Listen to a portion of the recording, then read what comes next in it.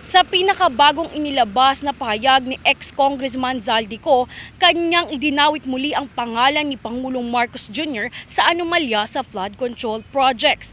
Kaugnay nito, naglabas ng pahayag si Congressman Zia Adjong na wala umanong kinalaman ang Pangulo dahil anya siya mismo ang nagsimula ng investigasyon upang mahuli ang mga tiwali. Kasi madali lang talaga mag-akusa behind the camera. What's important, if these allegations are really that serious for him, we join the call of the President that he should really come home. Actually, hindi lang Presidente, lahat ng mga nagsasalita na itong mga revelasyon na ito, sinasabi niya, dapat niyang ihain ito sa proper forum. And then make himself personally be able to at least make these complaints, before the courts. I don't know where all this noise come from, diba? Kasi unang-una, ang presidente nagsimula nito. He started exposing all of this the troubles involving the flood control. At nakikita naman natin may progress in the ICI investigation. Nakikita naman natin may mga filing of cases. May hindi lang mga regular mga employees ng DPWH, but even some whose names have also came out na medyo malalaki din, no? May mga weight din sa ating sa ating gobyerno. So I think the president, when he came out with this revelation during the SONA, he is up to finish this until the end, until the final completion of the investigation of the ICI and the filing of actual charges before the Ombudsman will be done.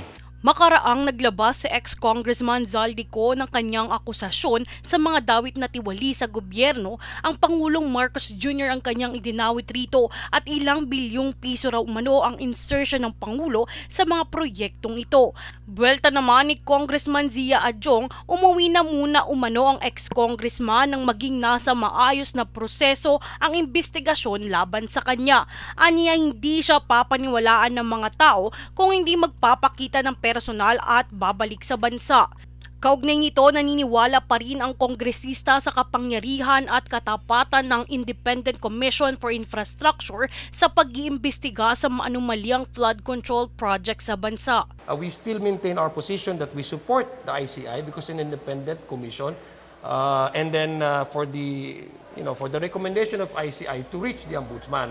So ang sa amin naman, ang position ko personally, if you ask me, I'm confident that the Ombudsman and the ICI will also provide and extend the due courtesy and they uphold the due process kung sino man po yung mapapangalanan dito sa investigation nila.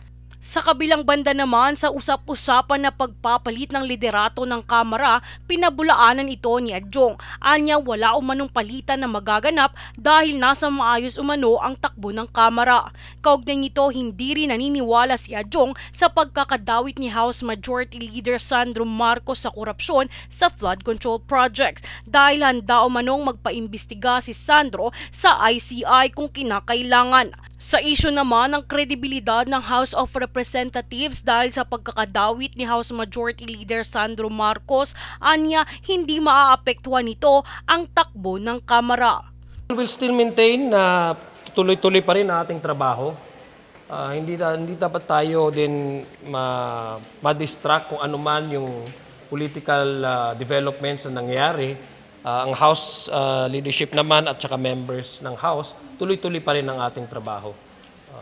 So wala akong nakikitang anything that would at least weaken the House in terms of how we perform our legislative function and mandate.